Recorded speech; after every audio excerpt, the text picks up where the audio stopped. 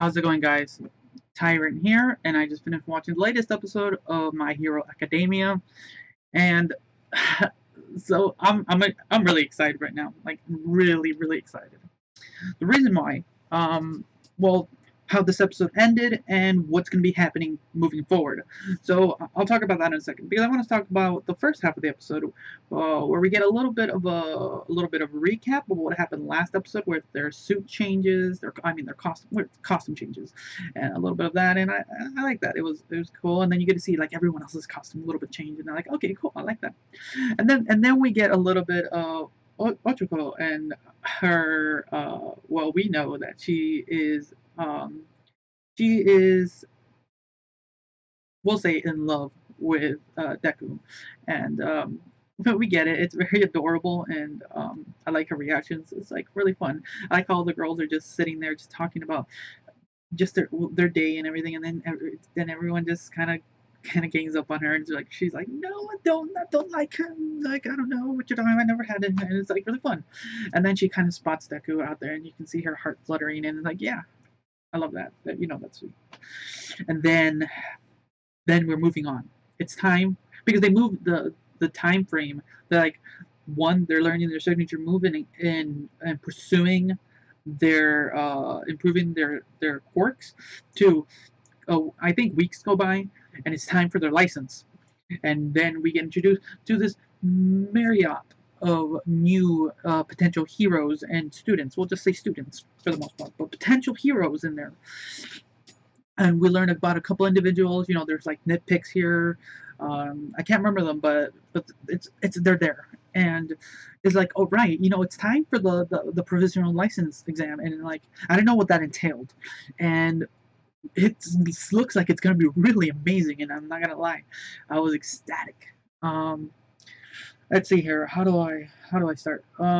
So we get this introduction to a couple of people, like this one guy from one of the best other schools in the other side of in the country, with this one dude who had like the top scores and everything, like even better. I would say suited as a student, a hero student, than Torioki, and I was like, oh, that sounds interesting. Then we get introduced to this one dude who introduces himself, kind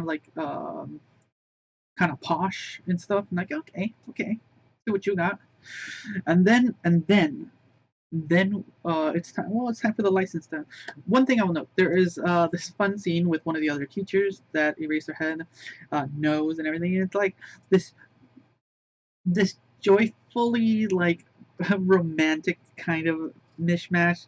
Her name is Miss Joker. That's her hero name, and and her power is to people in her area for some reason uncontrollably laughs, and I can see how that would have been really frustrating for Eraserhead. He doesn't seem like the jokey kind of guy, and luckily he has the ability to erase people's powers, so it's really funny to see that.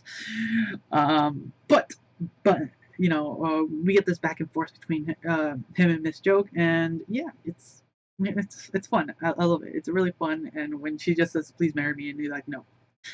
Yeah, I can't beat that. You can't beat that. But then it's time. Then it's time for the provisional exam. I'm surprised they did it. I didn't think they were. I thought they were gonna do something like, here are the rules. Like you have 3 stickies on you and 6 balls. If you have to throw the balls, hit a sticky, get hit 3 times, you're out. Hit. Actually, no. Fuck, I can't remember the rules. You have to knock out 2 people, then you're out. I think so. I gotta remember the rules. I gotta go back. But anyways, um, and then there was a secret rule that apparently that Racerhead did not inform, and that is to that other schools will immediately go after UA. Like it's a tradition, but he didn't explain that. But you know what? Mostly, and they're in a disadvantage because apparently it's because apparently UA is the best school in the country, and they do this uh,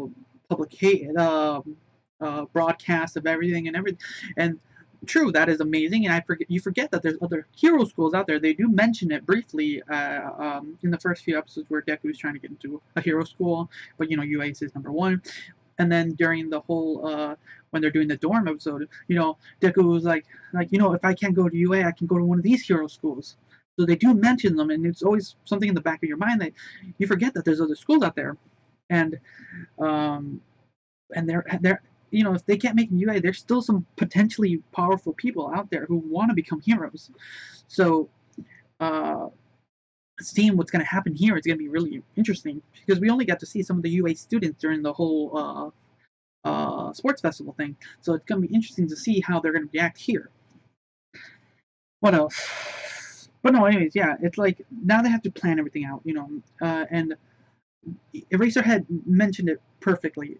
You know, like the students have been put in so many situations. They know uh, they've taught them uh, what to expect and everything, and it's really great to see them put into action.